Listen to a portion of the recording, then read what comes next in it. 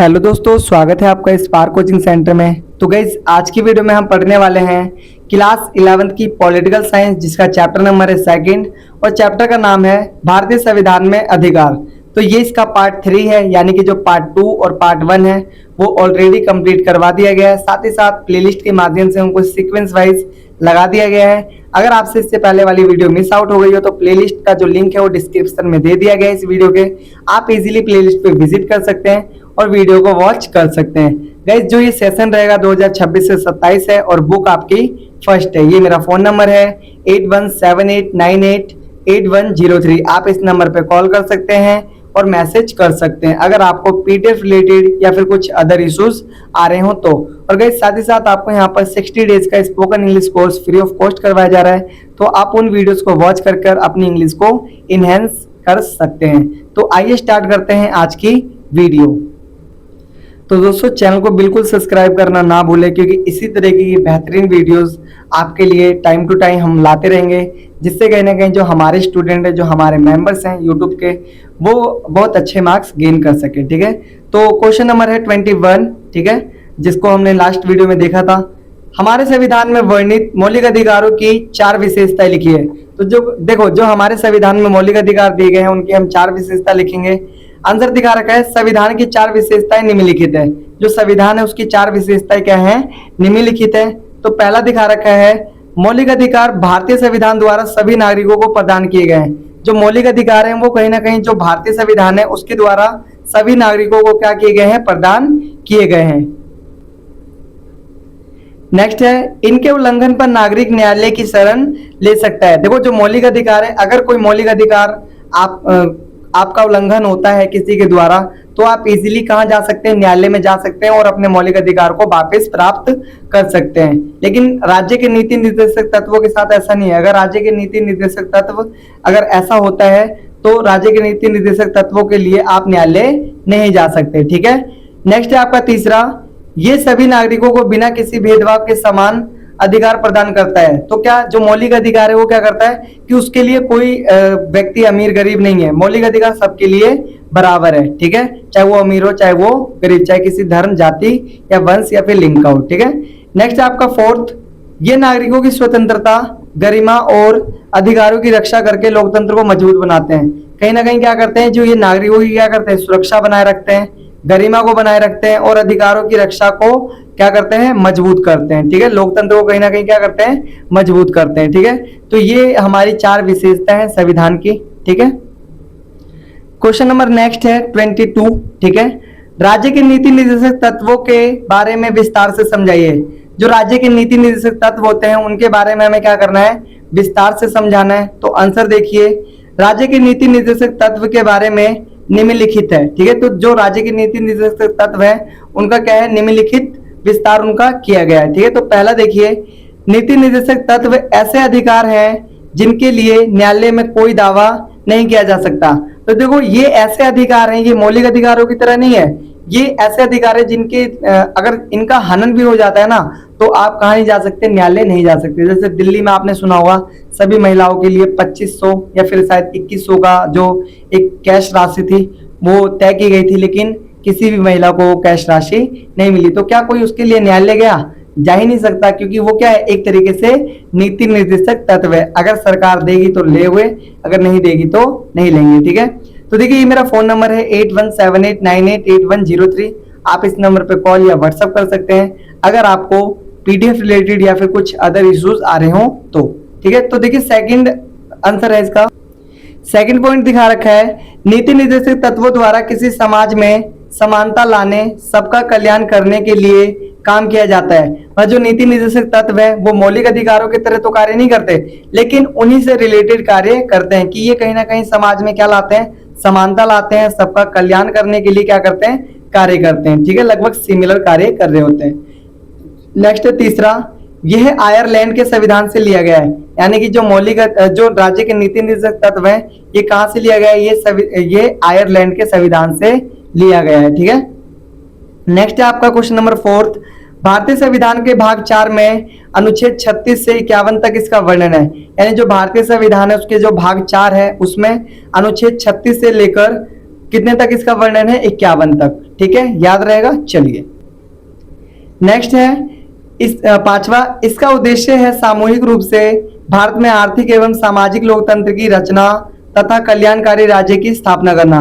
मतलब इसका जो उद्देश्य है वो क्या है कि एक ऐसा समाज की स्थापना करना जिसमें सभी क्या हो, आर्थिक रूप से मजबूत हो, ठीक है, और सभी के लिए क्या करना, कल्याणकारी राज्य के रूप में कार्य करना, ठीक है। नेक्स्ट है छठा, इनमें कुछ ऐसे भी अधिकार हैं जो व्यक्ति को मौलिक अधिकार के अलावा भी मिलने चाहिए। देखो इसमें क्या है कि कुछ ऐसे भी अधिकार, मतलब ये एक तरीके से कह सकते हो सजेशन है कि इसमें कुछ ऐसे भी अधिकार हैं जो क्या होने चाहिए, जो मौलिक अधिकारों के अलावा भी मिलने चाहिए। मतलब कि वो कंपलसरी होना चाहिए। जो इसमें जैसे नीति निर्देशक तत्व में जो अधिकार दिए गए ना, वो क्या होने चाहिए, कंपलसरी होने चाहिए, क्योंकि वो ऐसे अधिकार है जो व्यक्ति के लिए अति आवश्यक है। तो देखिए मैं बताऊंगा कि किस तरीके से जो पेपरों के टाइम आपको प्रैक्टिस करनी है, किस तरीके से अभी प्रैक्टिस करनी है, ठीक है। क्योंकि ये जो स्ट्रेटेजी होती है ना, without strategy you can not do top in your class, ठीक है। बिना स्ट्रेटेजी के आप पढ़ते चले जाएंगे लेकिन आप टॉप कभी नहीं कर सकते। तो कुछ स्ट्रेटेजी फॉलो करिएगा तो कहीं ना कहीं जो आपके मार्क्स हैं वो बहुत अच्छे आने के 100% चांसेस होते हैं, ठीक है। तो देखिए क्वेश्चन नंबर 23 है, भारतीय संविधान में दिए गए स्वतंत्रता के अधिकार की व्याख्या कीजिए। तो देखिए जो भारतीय संविधान है उसमें स्वतंत्रता का अधिकार दिया गया है, कहां से कहां तक, 19 से 22 तक, ठीक है। तो आपको इसको पूरा बताना है कि इसमें क्या क्या चीजें दी गई हैं, ठीक है, इसको पूरा डिफाइन करना है। तो आइए डिफाइन करते हैं। 6 नंबर का, 4 नंबर का, 2 नंबर का आ सकता है।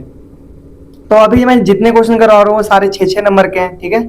तो देखिए आंसर दिखा रखा है, स्वतंत्रता का अधिकार भारतीय संविधान के अनुच्छेद 19 से 22 में दिया गया है। जो स्वतंत्रता का अधिकार है वो भारतीय अनुच्छेद कितने में दिया गया है, 19 से 22 तक में, ठीक है।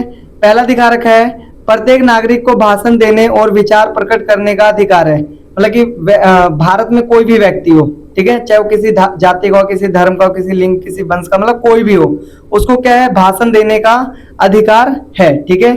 लेकिन ऐसा नहीं कि भाषण देते समय वो गाली वाली दे रहा है, ठीक है, ऐसे नहीं, किसी की बुराई नहीं कर सकता, गाली नहीं दे सकता, लेकिन वो सारी चीजें कर सकता है, ठीक है। अब्यूजिंग वर्ड यूज नहीं कर सकता।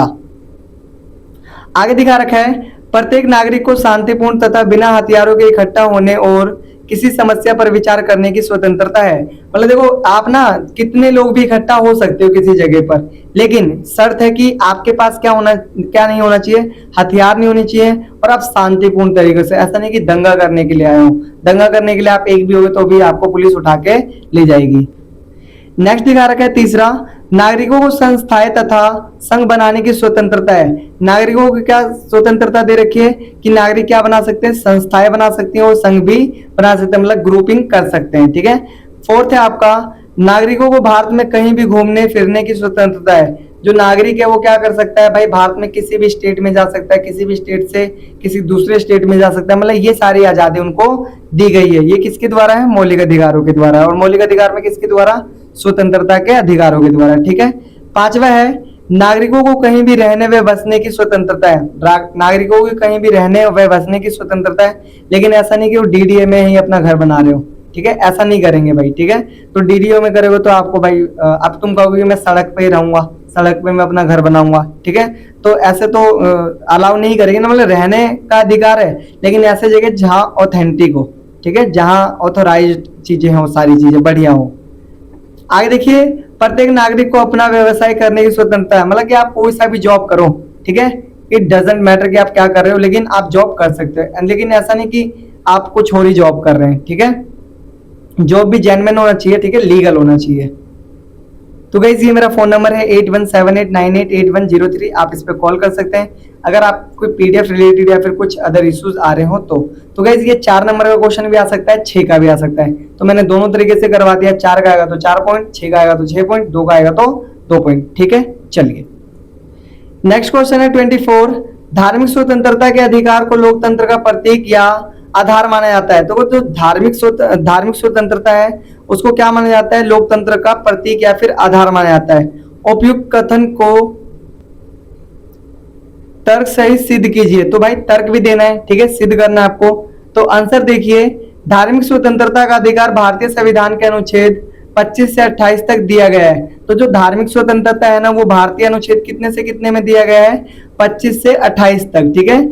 यह अधिकार लोकतंत्र का आधार माना जाता है क्योंकि देखो ये जो है वो किसका आधार माना जाता है, लोकतंत्र का। ठीक है, क्यों, आइए देखते हैं। पहला दिखा रखा है, प्रत्येक व्यक्ति को अपनी पसंद का धर्म मानने, उसका पालन करने और उसका प्रचार करने की स्वतंत्रता प्राप्त है। तो देखो भारत में जो भी व्यक्ति रह रहे हैं ना, तो उसको ना अनुच्छेद 25 से 28 तक जो धार्मिक स्वतंत्रता का अधिकार है, उसके द्वारा ये बात की गई है कि अगर आप कोई सा धर्म मानना चाहते हैं, किसी धर्म का प्रचार करना चाहते हैं, तो आपको कोई रोकेगा नहीं, आप बिल्कुल कर सकते हैं। लेकिन ऐसा नहीं कि किसी को जबरदस्ती करवा रहे हो, पैसे देके करवा रहे हो, ऐसा नहीं करवा सकते। ठीक है, नेक्स्ट है भाई, दिखा रखा है, राज्य किसी भी धर्म को अपना राजधर्म नहीं मानता, इसलिए भारत एक धर्मनिरपेक्ष राष्ट्र है। तो देखो बता रखा है कि जो भारत है वो किसी भी धर्म को क्या नहीं मानता, राजधर्म नहीं मानता। ऐसे नहीं कहता कि भारत कि ये जो हमारा है वो राजधर्म है। ठीक है, भारत के लिए सभी धर्म क्या है, एक बराबर है, इसलिए भारत क्या है, एक धर्मनिरपेक्ष राष्ट्र है। नेक्स्ट है तीसरा, सभी धर्मों के लोगों के साथ समान व्यवहार किया जाता है। ठीक है, सभी धर्मों के लोगों के साथ क्या किया जाता है, समान व्यवहार किया जाता है, चाहे व्यक्ति किसी भी धर्म का हो, जिससे समानता और भाईचारे की भावना बढ़ती है। तो इससे क्या हो रहा है, कहीं ना कहीं जो समानता है वो ज्यादा बढ़ रही है और भाईचारे की भावना भी बढ़ रही है। ठीक है, नेक्स्ट है, धर्म के आधार पर किसी के साथ भेदभाव नहीं किया जा सकता, जिससे नागरिकों के अधिकार सुरक्षित रहते हैं। मतलब देखो धर्म के आधार पर क्या किसी के साथ भेदभाव नहीं किया जाएगा कि तुम हिंदू हो तुम मुस्लिम हो। ठीक है, ऐसा कुछ भी नहीं किया जाएगा। क्यों नहीं किया जाएगा, क्योंकि कानून के समक्ष क्या है, सभी लोग बराबर हैं। ठीक है, और संविधान के अनुसार भी सभी लोग क्या है, बराबर है। ये मेरा फोन नंबर है 8178988103। अगर आपको पीडीएफ रिलेटेड या फिर कुछ अदर इश्यूज आ रहे हो तो आप इस नंबर पर कॉल कर सकते हैं। साथ ही साथ आप हमारी 60 डेज जो वीडियो है इंग्लिश स्पोकन की वो वॉच करिए, ताकि कहीं ना कहीं आप अपनी इंग्लिश को इनहेंस कर सके।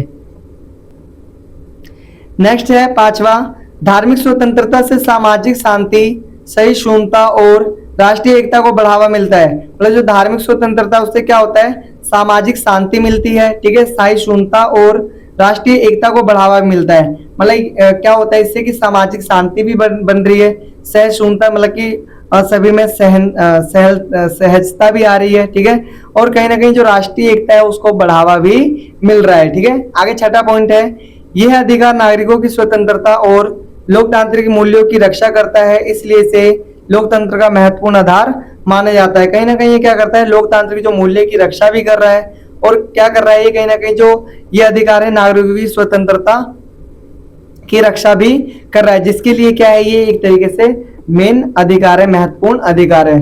तो गाइस अगर आपको वीडियो हेल्पफुल लगी हो, पसंद आई हो, नोट्स अच्छे लगे हो, तो प्लीज चैनल को सब्सक्राइब करिएगा, साथ ही साथ लाइक करिए, और चैनल को शेयर करना बिल्कुल ना भूलें। कम से कम 2, 3, 5 जितने भी आपके दोस्त हैं या फिर क्लासमेट्स हैं या फिर कोई स्कूल का ग्रुप बना हुआ है उसमें भेजिए, ताकि कहीं ना कहीं बच्चे हमसे जुड़ सकें और बहुत अच्छी तरीके से अपनी प्रिपरेशन को कर सकें। तो मिलते हैं गाइस फिर नेक्स्ट वीडियो में, तब तक के लिए टाटा बाय बाय, जय हिंद, जय भारत।